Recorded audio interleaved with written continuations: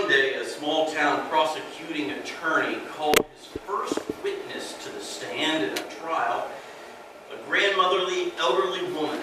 He approached her and asked, "Mrs. Jones, do you know me?" She responded, "Why, yes, I do know you, Mr. Williams. I've known you since you were a young boy.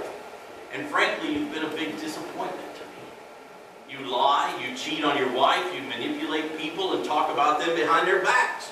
You think you're a rising big shot when you haven't the brains to realize you will never amount to anything more than a 2-bit paper pusher. Yes, I know you." The lawyer was stunned. Not knowing what else to do, he pointed across the room and asked, "Mrs. Williams, do you know the defense attorney?" She again replied, "Why, yes, I do. I've known Mr. Bradley since he was a youngster, too. I used to babysit him for his parents, and he, too, has been a real disappointment to me. He's lazy, bigoted, and he has a drinking problem. The man can't build a normal relationship with anyone, and his law practice is one of the shoddiest in the entire state. Yes, I know it." At this point, the judge rapped the courtroom to silence and called both counselors to the bench. In a very quiet voice, he said with menace, If either of you ask her if she knows me, you'll be jailed for contempt."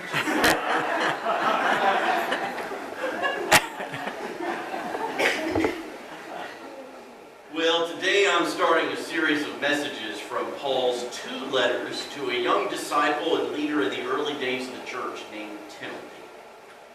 Now, the Bible doesn't tell us right in this letter here a whole lot about young Timothy, but here's what we do know from other mentions of his name throughout the New Testament. Timothy was a teenager when he met Paul. His family lived in Lystra, so he was a Galatian. Timothy's mom and grandmother were faithful Jewish women who taught the Old Testament scriptures to him. And when Paul came to town and the women heard Paul preach, they trusted Jesus, and so did Timothy. Timothy may have seen Paul heal a lame man when he was in his town preaching. He may have also watched as an angry mob threw stones at Paul and left him for dead. That's recorded in Acts 14, beginning in verse 8. Yet, he also knew that Paul survived. And when Paul came back to Lystra a couple years later, Paul invited Timothy to travel with him. Timothy helped Paul to establish several churches. And during the 3 years Paul was in Ephesus teaching him about God, Timothy was there too. And when Paul was in prison in Rome for 2 years, Timothy was right alongside him much of the time, unselfishly taking care of Paul's needs.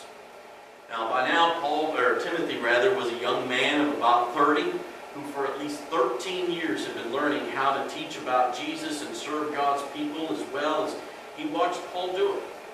Paul thought of Timothy not only as a very faithful friend, but as a spiritual son.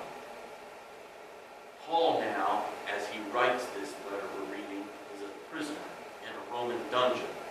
Approximately the year was 67 AD. And it's obvious as we read these opening verses, if we take the time to nitpick through it a little bit, that Paul's mind lately has been thinking much of dear people in his life. He first speaks of the dear ones in his family. He names them only as his ancestors, but they're there, and he remembers them by name, no doubt. He fondly mentions then the faith of Timothy's mother Eunice and grandmother Lois, the only grandmother who is mentioned with that title in all of the Scripture. Now, like many of us gathered here today in worship, I remember with gratitude the testimony of faith that was passed on through the generations that have come before me.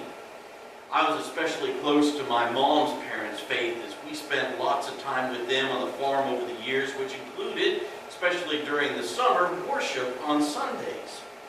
Grandpa would sing a cappella solos in worship from time to time, and it was always a treat for us young boys to see him approach the lectern and sing his songs. He was singing songs no one knew from an old tattered songbook that he had probably had since his boyhood, I'm sure.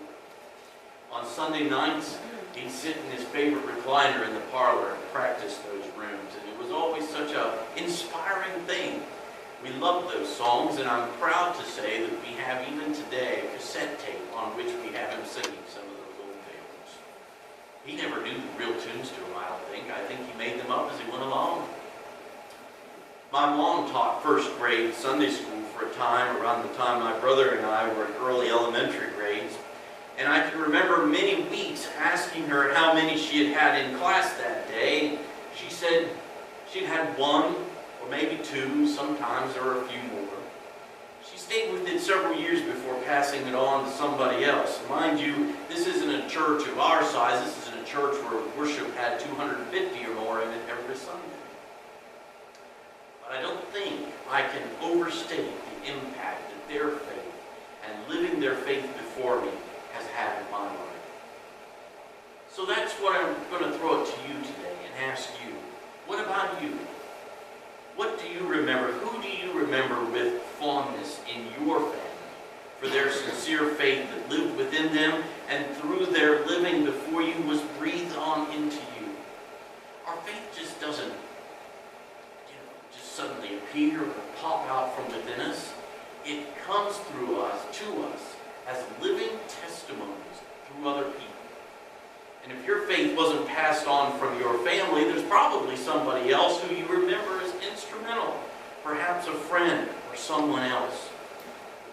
Paul mentions specifically he laying his hands on Timothy. And I can still remember to this day the day that my pastor, who'd been my pastor for the first 18 years of my life, laid hands of confirmation upon me shortly after I graduated from high school. Maybe somebody in your life would be someone who's as special as Paul was to Timothy that you can't help but remember through your own tears of gratitude and joy. Paul reminds Timothy that by abiding in his faith and remaining loyal to it, he not only honors God, but he also upholds the gift of faith that was passed down to him by his mother and his grandmother. Timothy's faith is not just his own, it is partly an inheritance as well. Have you ever thought of your faith as an inheritance? Paul urged Timothy to be careful and to safeguard that precious gift.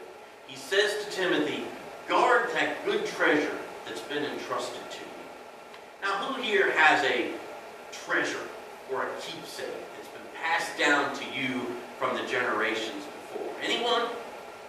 Hey, I see some hands. Those treasures are really special to us, aren't they? I know Christine and I have some pieces of glassware that my grandma Case had in her little cabinet that was sitting always behind her when we visit her. And she was so happy to pass them on to us, but I don't remember her ever talking too much about them. Sure, they were very pretty, but not like a grand and terrifically valuable family treasure. But if you have, maybe it's a piece of jewelry or some other item in your home that's a specific family treasure, how do you guard that treasure? Put up some arms around your house, don't you? Lock your doors at night. Guarding our homes now is easier than ever, especially if we're comfortable with technology and if you're willing to spend some money for the state-of-the-art security system. But with smartphones today, you hardly have to have anything. We can arm our home security alarm with our smartphones even if we're not home at the time. We can get an email alert every time our front door opens, even if we're miles away. And if we want to know who opened it, we just go in there and click a few clicks and out pops a 30-second video that shows us who was at our door. And we've all read stories of people who have caught burglars and stopped potential intrusions by having such technology. What about the treasure of our faith? What are the ways that we can guard the treasure that our faith is? Well, here's one. Teaching. We aren't all teachers, obviously, but those who teach others guard the faith by seeing that knowledge of it is passed along, that knowledge is accurate and a faithful interpretation of the faith. We're guarding the treasure also when we respectfully explain to others how it has personally impacted our life.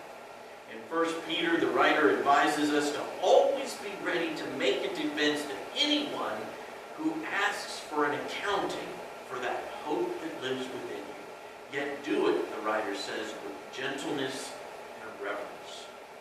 Here's the paraphrase of that line from the Message.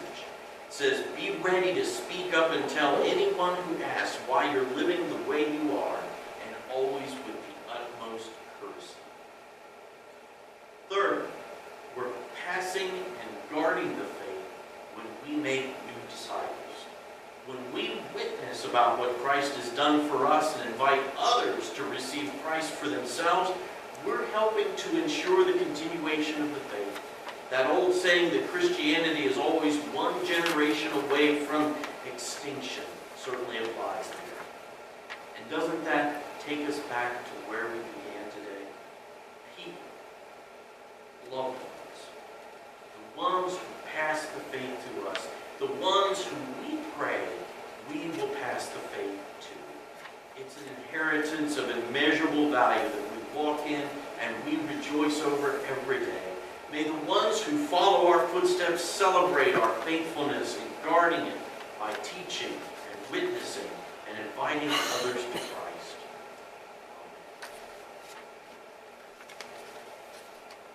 Today we have the great joy as we